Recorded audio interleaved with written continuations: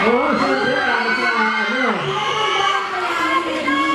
Naku, Nadine, kanina ka nag-aantay ko mga fans para sa pagpasok mo. Maraming salamat po for being here. It's nice to see all of you.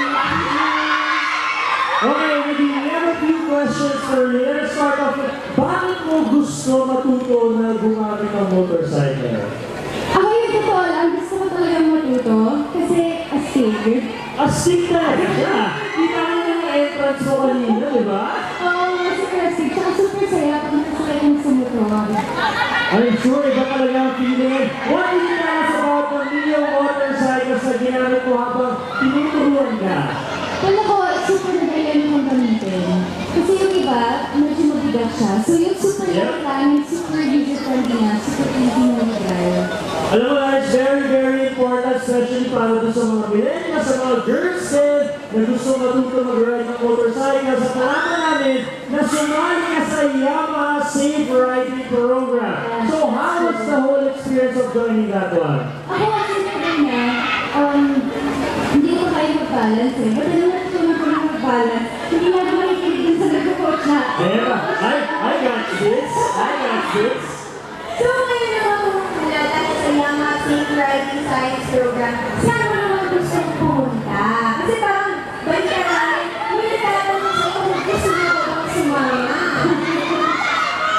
Ano gusto ba? Either ipagay ka, magagay ako.